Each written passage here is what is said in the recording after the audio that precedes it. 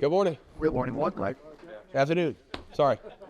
Chuck, as this season has gone on, it felt like at any point, the regression is possible, right? But you guys seem like you and Drake have had answers to the test, preparation for what's being thrown at you.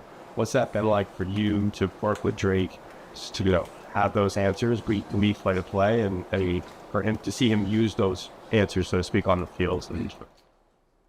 Well, first I'd say it's certainly not just me and Drake. It's the staff. It's the entire group of offensive players working together to try to play the type of football that we feel like we can win with. So it certainly hasn't been perfect, but I really feel like we've gotten better, and we've tried to work hard to improve the things that we weren't as good at the beginning of the season.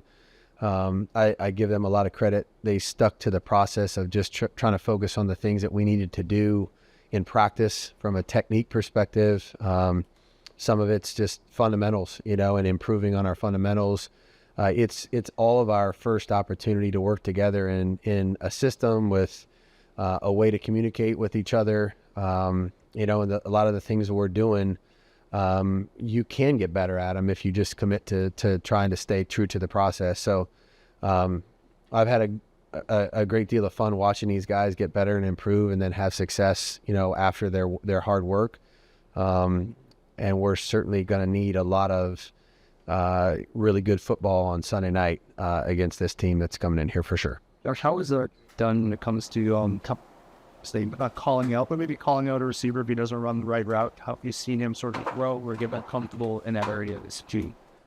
He has a great relationship with every offensive player, every player on the team, honestly. I think he just has this knack about him. He's a really good person who can create a relationship with basically anybody. And so he's fortunate because some guys, maybe a little less personable, etc. But that's not Drake. And he has his way of communicating with every person. So I'm not out there in the huddle all the time. I don't know everything that gets said or every conversation that is had in the heat of the battle, but I think he's very willing and ready to speak. Do I think that he's out there, saying swear words or anything like that? No, I don't.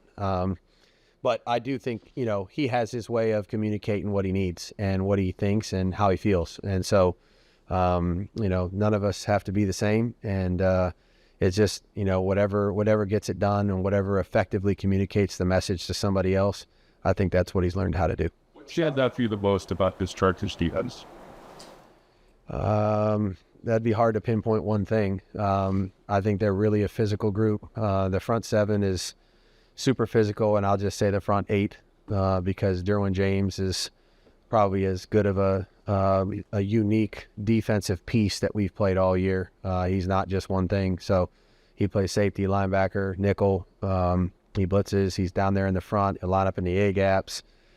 So he's a special player. But I think their size, their physicality, they play with great power up front. They're not easy to move in a running game. I think their defense, they do a really good job of playing things that they're good at. And then during the course of the game, you're going to play some situational plays where they're going to make it as complicated as you've seen all year. And I think Jesse's done a tremendous job of, they're really good at their core. And then they're going to have some game plan elements that challenge you schematically as well. So this is a really tough preparation because the players are really, really good. They play sound football. They don't beat themselves. They don't give up a lot of big plays. They're going to make you execute and drive the ball. And then they're really good in situational football. So this is as good a unit as we played. There's no question about it. Josh, can you go into a little more detail about how they make it so much more complicated? I mean, we hear these guys and think just safety rotation, looks, but beyond that. Very, very few repeated looks. They're going to challenge your ability to identify where they're at. They're a team that will send guys from anybody could blitz in certain situations. They'll challenge your eye discipline, your rules, and then your ability to, once you identify it, then it's are you tough enough to stand in there and slug it out? Because that is not going to be a small thing on Sunday night. So we're going to need every ounce of our toughness, our details, our techniques, our fundamentals, and our execution to consistently do anything well against this unit, because they're really good. What did you see from Will Campbell and Mr. Carroll's too? Yeah, I think that was great to have Will back, and it's a tribute to the young man. Worked his butt off to be ready. To come off of an injury and get himself back and ready to go in playing shape, and didn't see really any ill effects or anything like that.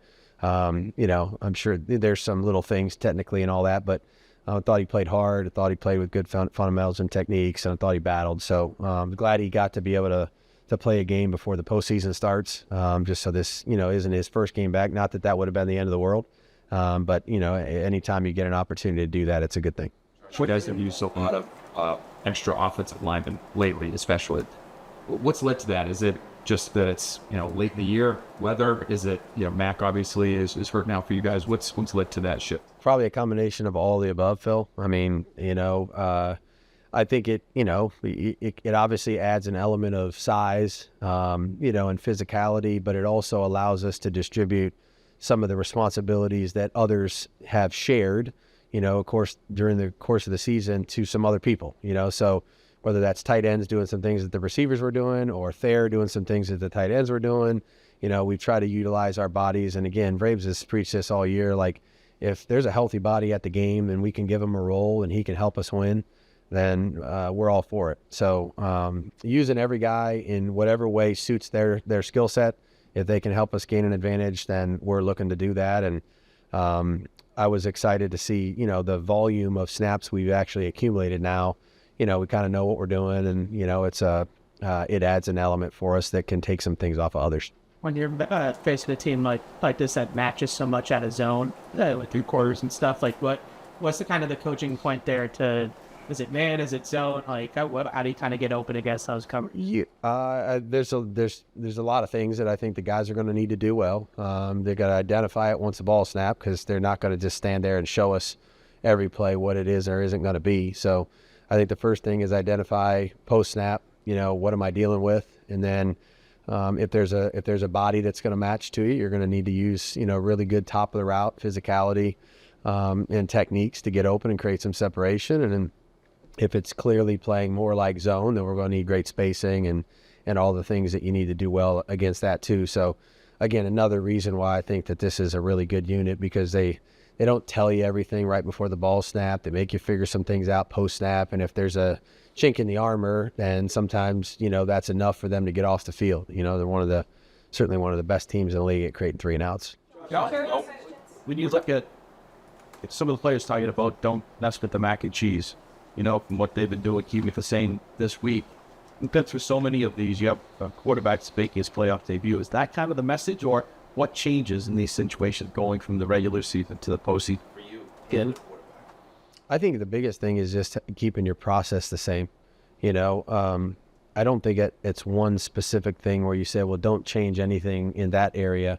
I think it's just whatever we've been doing during the course of the season to get ready to play our best football week in and week out. I think that's what you want to stay true to. It doesn't mean that you can't run, a new formation. It doesn't mean you can't run something new that, whatever. I mean, somebody hadn't seen, but I think it just, stick to what has worked for us, what the players know best. And I think, Mike's done a great job of the schedule's the same, the day is the same, the practice schedule's the same, we're just going through our week and giving the players an opportunity to continue to do what they've gotten accustomed to doing, so we don't want Sunday night. Look, when the ball kicks off, it's the same 60 minutes as it's been all season. It's just, we know there's a little bit more on the line, but it doesn't mean that anything we do during the course of the week leading up to the game should be different. So that's okay.